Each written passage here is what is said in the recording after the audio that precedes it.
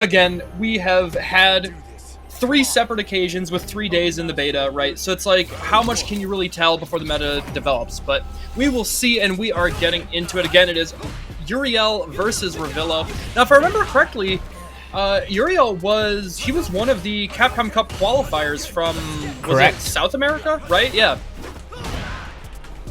Wait, South America, really? Are we open? This bracket, this netcode is that powerful right now? I think he's in Latin America. I think he's in maybe that's what it was. Yeah. Okay. But nevertheless, was in fact a Capcom Cup qualifier. I cannot remember. Was he a Urian main or did he play Luke? I can't remember. Urian. Okay, yeah. Right now he is going ham. Revilo not even getting the chance to play. And that's something that can happen so soon in this game. Like it's so easy for you to get rushed to the corner and then you just don't get to play. Oh, he was a Cody player. This being a matchup where, you know, Jamie is... Oh, I was about to say, I'm like, if you can rush Jamie down and keep him from getting drinks, that can be really problematic. But Revilo's already at drink level 3, and once you get access to that target combo, his game opens up so much. You're seeing everyone using, like, his back, you know, his Standing Fierce, the sort of... Standing Fierce, Back Fierce, his built-in suppressor, and then getting the confirms off of the target combo in the back, just make everything...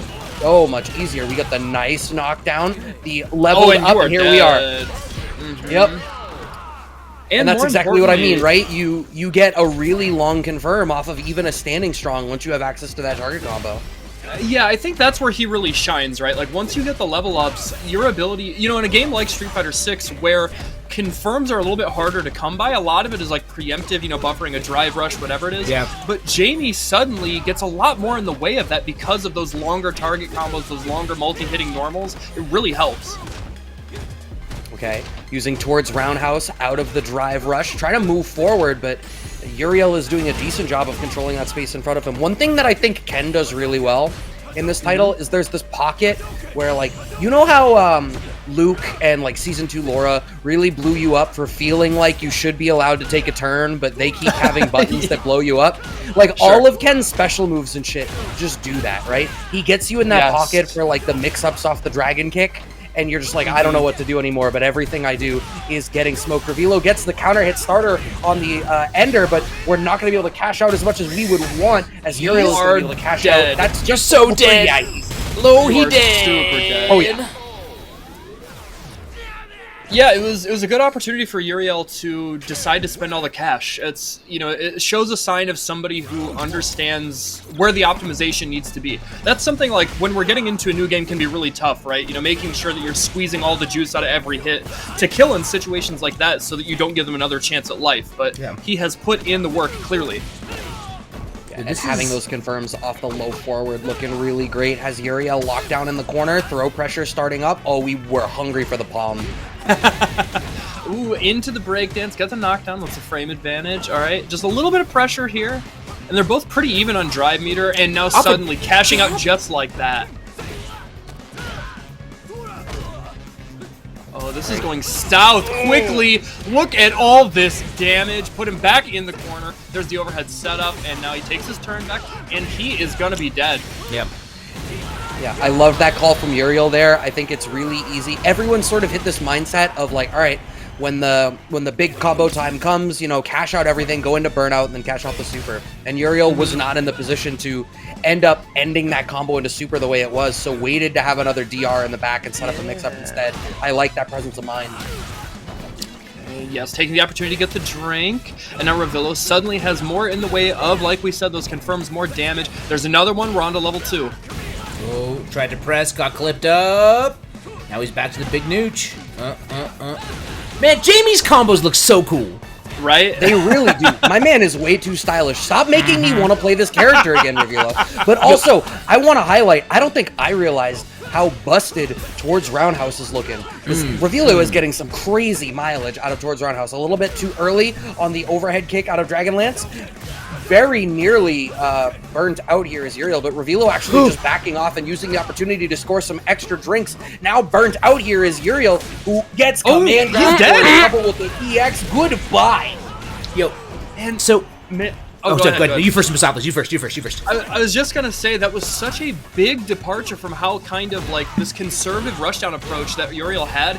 He bet it all right in that last moment on the shimmy, and that's what burnt him out, giving Revilo that opportunity to really rush him down with that command grab. It was like such a big change of mentality, and that's how this game goes. It's so volatile.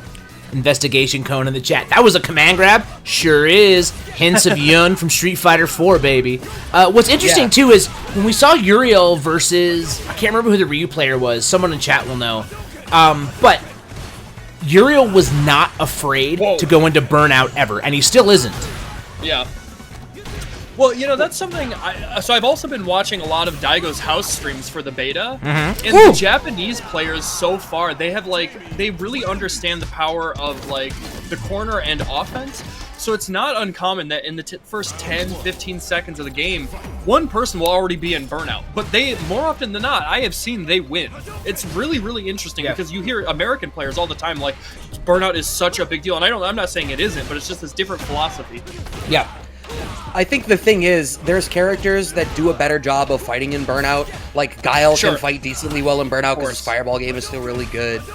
So, like, you might be a character that Burnout matters a little bit less, but also Burnout only matters if you're on the back foot, right? Like, the benefit of, you lose out on OD, and you get extra frames of having to block or be hit. But if you're smoking them, it doesn't really matter. Still fishing with that palm here as Revilo has that second drink in, but Bust Out, you were talking about the being unafraid of Burnout. Uriel chooses to Burnout to slow the game down, and it was a mistake. Smoked by the low forward, but we're not finishing the Rekka string. Ooh! Oh, that's my God. Woo! Yes, sir. We end it just like that. And that is something I think we're going to be seeing a lot of for maybe the first 6 months to a year of this game. The only reason that dive kick hit is because people are still so used to getting crossed up in the corner. Yep. And it's like, there's so much muscle memory. You know, hell, 10, 15 years of muscle memory between Street Fighter 4 and Street Fighter 5. Suddenly you have to rethink your defense. Or have less defense, arguably. You don't have to worry about getting crossed up. You can actually kind of chill and down back. Yeah. It's actually it's a brilliant decision because of how impactful DI in the corner is on mental stack. If you also had to deal with cross up, it would be so obnoxious. But because you never have to deal with cross up, instead the mix up is like, is it going to be frame trap, button, DI for the wall, crumple, exactly like that, wouldn't you know it. Uriel played the DI option. Drive rush. Man, my man is spending it. You gotta spend money to make money, but Ken, you're like looking like a homeless shelter right now. Yeah, he is struggling. The closer a little tattered, just out of range for that cross up. He gets this knockdown, and he wakes up with the super, and more importantly, only spending 1 bar. Now we are going into this next game. He's still got a little bit of meter on his side, and he's looking pretty poised to maybe take this. Revilo's sitting so comfy right now, though, and I'm seeing more people electing for confirms off of like stand short into DP and getting the drink after, rather than doing the drink ender from the Rekka. I wonder if it's like a frame advantage choice, or if they just feel like it's easier on the buffer. Maybe it's something about the neutral situation. I couldn't rightly say, but I'm really curious to hear the justification for it, because it seems kind of consistent. Damn, the dive kick connects on counter hit. Uriel was a little bit late on the anti-air and is now stuck in the corner. Busting out there. And now, interestingly enough, we were talking about this earlier on, right? You know, Ken has all these forward advancing specials that are really hard to deal with. And I think that can lend itself to this philosophy of him going into Burnout early. Because although he might be at 4 frames worse advantage when opponents are pressuring him, he doesn't really suffer from that if he's still, again, just kind of harassing you. CA? Are you dead? So it's just level 3, it's not a CA, but I think you're still dead? No, I don't think so. He's dead. Oh, you're dead. He is. You're dead. Wow. Woo. Ripped up and sent down. And now, is this 3 out of 5? The whole 3 out of 5. Yep. Okay, we got another game. Let's see. We had to appreciate all of the time. We had to appreciate all of the time that we had with the beta, right? And we also had to let the people know, be like, everyone's out here clamoring for 3 out of 5 so that the right player wins. Well, this is what just a top 8 at 3 out of 5 looks like. So, you know. Ooh! He's gonna react.